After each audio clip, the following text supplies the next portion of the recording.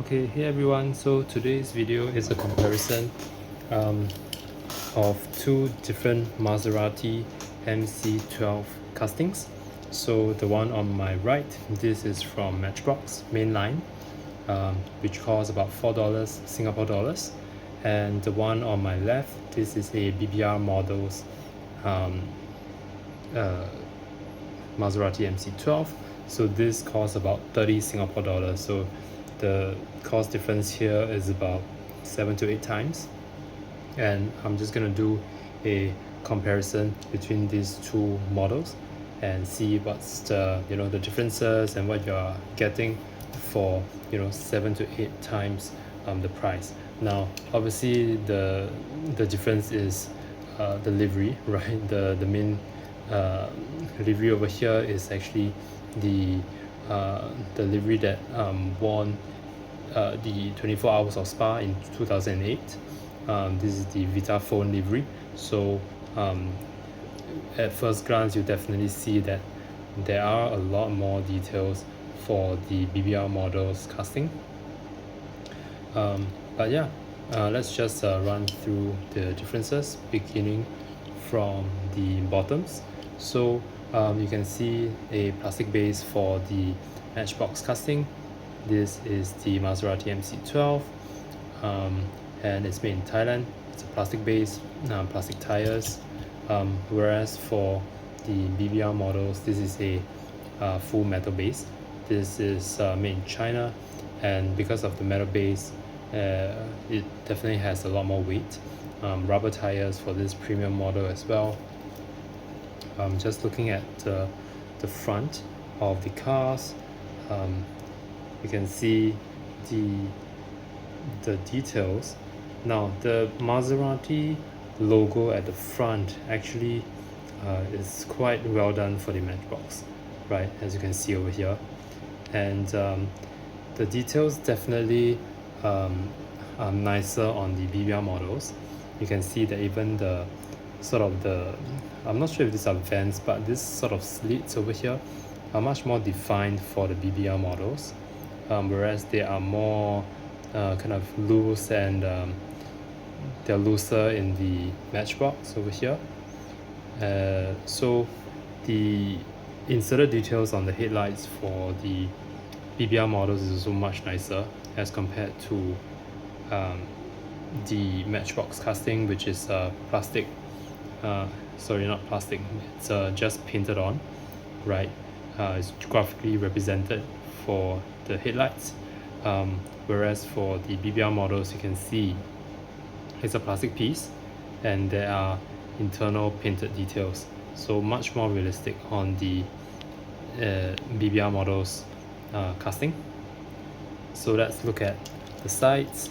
Now just looking at the sides, you can see that the rubber tires on the BBR models is just much nicer, whereas you get generic mainline wheels for the Matchbox, and you also do not get any side view mirrors for the Matchbox, whereas you do get them with the BBR models. Again, much more detail, as you can see. Just look at the livery and the interior. Let's look at the windscreen. Now for the Matchbox, you get a blue interior. Nothing to write home about. It's just a generic blue interior, whereas for the BBR models, you get the windscreen wipers. You get a lot more details, and yeah, just generally a lot more detail that you can admire. Alright, and a roll cage as well in the middle, in the car. So very nice. Now I think another thing is, let's look at the back.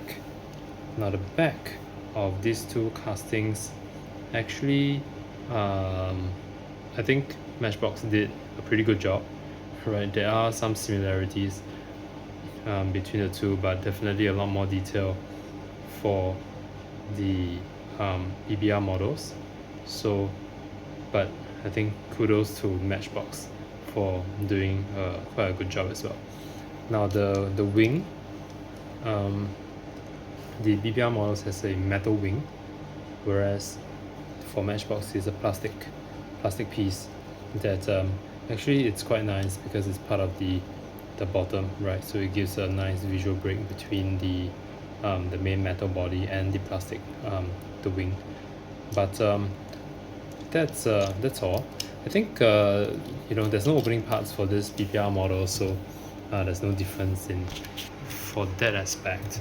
And lastly, just looking at the stance, you can see that the BBR models is a lower car in general, and there's less gap between the wheels and the body of the car.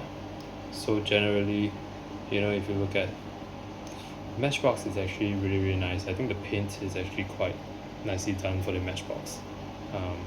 But yeah, the stance, the wheel gap, when you don't have a premium model on the side, I think it looks pretty good actually. But once you have a premium model, just to compare it, you will definitely see the difference that you get if you pay that 7 to 8 times of the price.